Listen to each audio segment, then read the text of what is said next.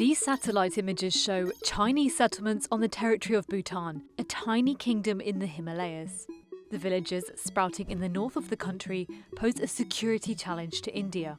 Some regional experts say they could be part of Beijing's pressure tactics to make Bhutan give up a strategic area in the west of the country. That would expose a major geographic vulnerability for India, a key land corridor known as the Chicken Neck.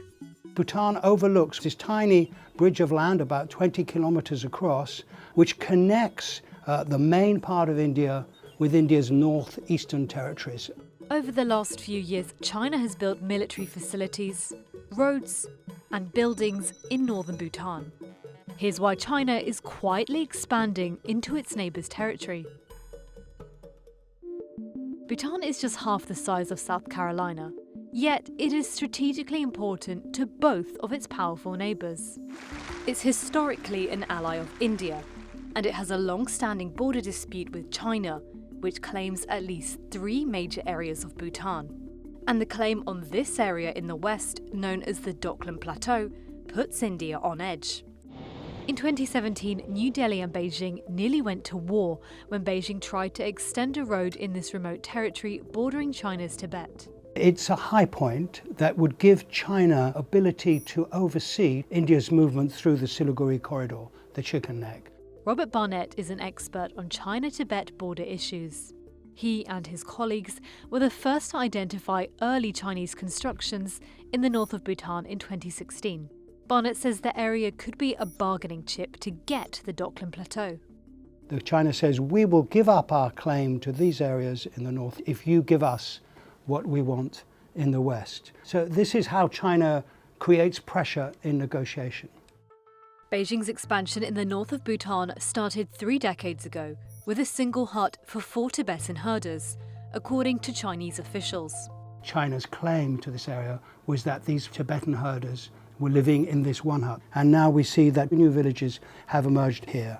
This is extremely difficult territory to live in, especially in the rainy season. That's why this area has never been settled before, except by hermits and monks and lamas. China has built a network of roads linking at least 4 quickly expanding villages, as well as constructions that look like military installations. Here's a zigzag road that goes to the top of a hill, and on top of that mountain is a building. We don't know what it's there for, but it presumably is some kind of military listening device.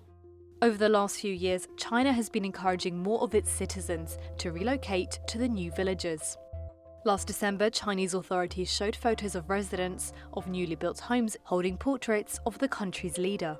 What's very extraordinary about this is that this building is getting faster and faster, and more buildings are cropping up. It's possible that China has decided it has military advantage from holding this area. In other words, it's not just a pressure tactic to force Bhutan to give up Doklam.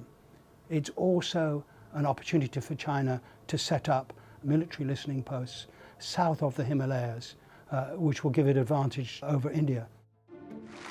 In late March, India's Prime Minister visited Bhutan to shore up ties with the kingdom as Beijing tries to increase its influence there. Bhutan doesn't have formal diplomatic ties with China, but recently the 2 neighbours have been intensifying their dialogue.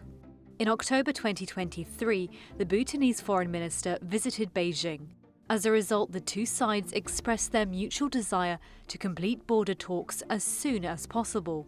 Some Chinese experts on the region previously said New Delhi had hindered Bhutan's and China's efforts to settle their border disputes. India is extremely concerned about the Doklam Plateau. Bhutan and India have a treaty, 2007, which says that Bhutan has to respect security needs of India. So Bhutan can't easily give up Doklam if India objects, and India has objected. Beijing said the purpose of its infrastructure construction on what it called the Chinese side of the China-Bhutan border area is to improve people's livelihood and has nothing to do with the China-Bhutan border negotiations. India's Ministry of Foreign Affairs didn't respond to requests for comment on whether New Delhi considers China's expansion in northern Bhutan as a threat.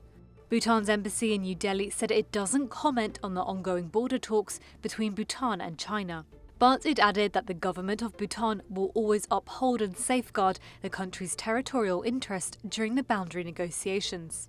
Some people think the Bhutanese have already given up those claims to those areas, but we have to wait and see. Bhutan's just had an election, so there's a new prime minister. He's much closer to India than the previous government was, so there may be a slight change in tactics. But overall, it looks like China has realized there is no way that Bhutan can give it Doklam. Therefore, it looks like China expects to hold on to that territory in the north. And it looks as if Bhutan will have to just give up that claim that it's had for many centuries probably in that area.